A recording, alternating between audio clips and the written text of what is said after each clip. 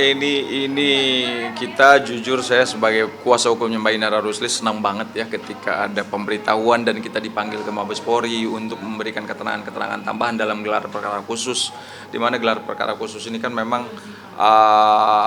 sesuatu yang dilakukan oleh Barreskrim untuk menentukan di mana siapa aja yang memang bersalah dalam kasus dugaan tindak pidana illegal access ini, ya kan. Bukan hanya inisial A, tapi ada inisial-inisial yang lain yang sempat saya sampaikan, ya kan, aktor-aktor intelektualnya.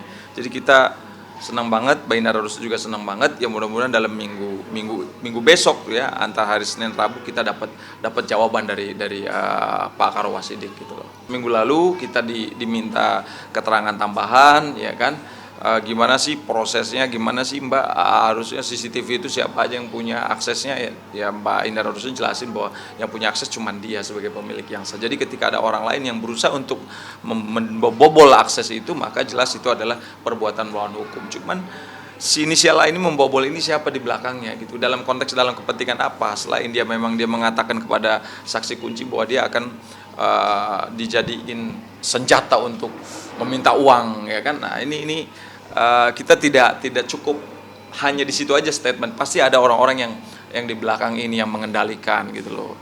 Karena kita tahu bahwa mereka juga bekerja sama Mbak Inara Rusli juga dibayar oleh orang-orang yang memang ada di belakang dia gitu loh. Jadi kita sangat yakin kalau kita runut ke belakang bahwa nggak mungkin inisial A ini dia bertindak dan bekerja secara sendiri, pasti ada yang mengendalikan gitu, ada yang mendirect. Dalam target kita mungkin ada 4 atau 5 orang yang terlibat dalam dugaan tindak pidana illegal access itu.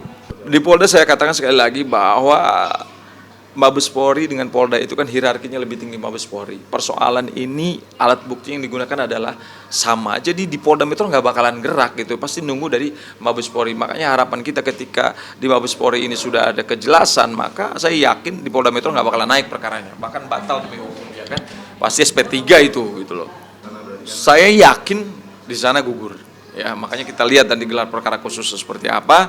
Kalau memang jelas penetapan tersangkanya bukan hanya inisial aja, ada inisial-inisial yang lain, pasti itu akan sangat berpengaruh, berimplikasi terhadap laporan yang di Polda Metro, karena alat buktinya sama gitu. Sekali lagi saya katakan bahwa bukti yang mereka gunakan bukti hasil curian gitu loh. Ya, buktinya 13-20 aja nggak boleh kalau kita bikin perjanjian itu klausulnya haram atau hasil curian kan nggak boleh. Kan ya kan gitu. Jadi saya yakin proses penegakan hukum tidak elegan dilakukan dengan cara-cara melawan hukum. Bukti yang digunakan oleh mereka adalah bukti hasil curian. Jadi pasti harus di SP3 gitu. Oh pasti dia sendiri yang menggunakan produk hasil curian itu kan, dijadikan sebagai alat bukti untuk melaporkan Ihsanul Fahmi dan Inara Rusli gitu. Udah pasti itu. Pasti ditarik apa dia, kepentingannya apa gitu loh. Ya, jadi saya yakinlah penyidik Karowasidik bisa berlaku objektif dan sesuai dengan fakta-fakta mainstream orang-orang yang mau berbuat jahat itu apa, ya kan gitu, tujuannya apa, ini kan nanti dibedah di Karowasidik gitu. Harapan Mbak Inara Rusli hukum seberat-beratnya pelaku itu gitu loh, ya, supaya dia mendapatkan satu pelajaran yang berharga, efek jerak lah, ya kan, supaya dia kedepannya tidak mengulangi perbuatan itu lagi. Kalau nanti dibiarkan dia tidak dihukum, nanti dia tempat-tempat lain dia bisa ngambil CCTV orang kan, untuk kepentingan dia, apakah itu kepentingan minta duit atau apalah, ya kan, sesuai dengan rencana-rencana jahatnya dia gitu. Jadi sekali lagi saya katakan bahwa Mbak Inara Rusli, Bang Ihsanul Fahmi pun senang terkait masalah progres daripada gelar perkara khusus ini gitu. Serius, biar mereka berpikir, biar mereka mendapatkan efek jerah. Karena apa? Dengan perilaku mereka ini kan kasihan lah, karirnya beliau juga terhambat, ya kan, rezekinya udah pasti terhambat, tapi ya syukurlah beliau udah bisa tenang,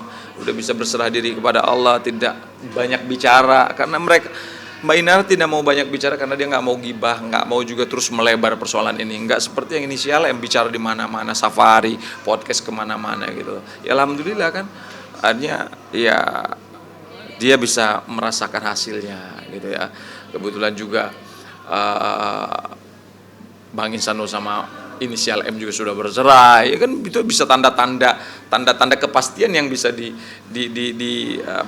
didapatkan oleh seorang sosok Inara Rusli yang kemarin dibantai, dibombardir oleh netizen kan gitu loh. Nah, itu dengan kesabaran dia, dengan keuletan dia, dia terus berzikir, dia terus berdoa kepada Allah. Mana yang terbaik, tunjukkan yang terbaik. Ya mungkin ini adalah hasil doa-doa beliau setiap malam gitu. Kontrak-kontrak mereka juga terganggu, bisnis mereka terganggu, wajar lah, mereka lagi fokus ya, mungkin agak kurang komunikasi, wajar lah itu. Tapi sejauh ini saya lihat mereka hubungan baik-baik aja kok gitu. Kemarin kan bersama-sama saya kan ngadep ke Karwasidik gitu.